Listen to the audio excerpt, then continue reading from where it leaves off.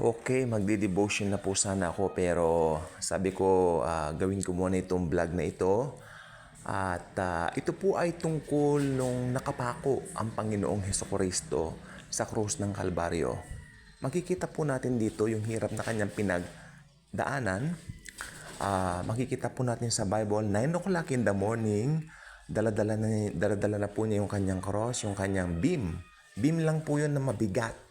Sobrang bigat yung beam na yon para buhatin ng isang taong pinagpupukpok, pinagpapalo, pinaghampas, pinutungan ng koronang tinik. Alam niyo po ba yung paghampas sa Panginoong Hesukristo? Hindi ito basta hampas lang na hampas na parang pinapakita sa TV, yung parang hinahampas na ng latigo. Hindi, ang pinanghampas po sa Panginoon ay yung mga buto-buto ng hayop. Kapag ka ito po ay dumapo doon sa katawan ng tao, pag inalis nilang ganun, yung laman matutuklap, matatanggal yung laman.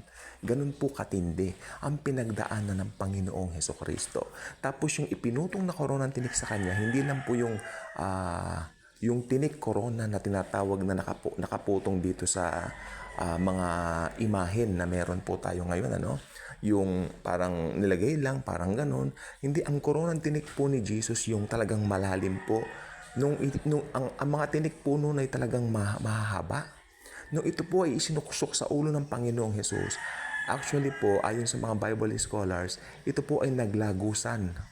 Lumabas sa kanyang mata, lumabas sa kanyang bungo. Ang mga tinik po niyan ay talagang mga tinik na matitigas. Nakalimutan ko po yung tawag sa tinik na yon. Hanggang ngayon nandun po sa Israel.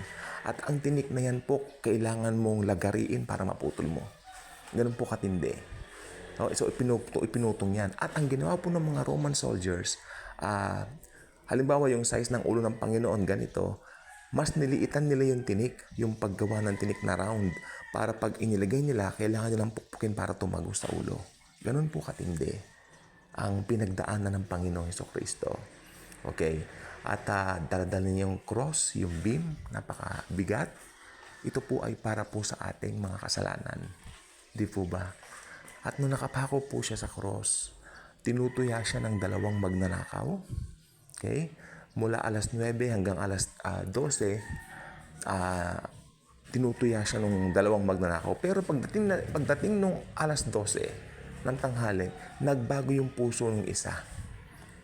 Nakita kasi niya, hindi sumasagot si Jesus, maski siya po ay tinutuya. Okay? Kaya nagbago yung isip ng isa.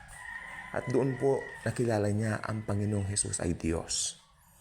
He is the God of gods, the God of the Milky Way, the God of the universe. Kaya sabi niya, Panginoon, ngayon din alalahanin mo ko sa iyong paraiso. Sabi ni Jesus pala, sabi ng magnanakaw pala, nung tip, Lord, remember me when you come into your kingdom. Sabi ni Jesus, I'm telling you today, you will be with me in paradise. In Tagalog, sinasabi ko sa iyo ngayon, kakasamahin kita sa paraiso. Sinasabi ko sa iyo, ngayon din kakasamahin kita sa paraiso. Okay, so napakapalad ng magnanakaw na namatay dahil ang Panginoong Jesus mismo ang siyang sumundo sa kanya para dalhin siya sa paraiso niya. Amen? So napakaganda po nun. Pero makikita po natin dito yung nung nakapako po siya sa cross. Kasi siya po ay talagang from 9 to 3, no? 6 na oras po siya nakabayubay.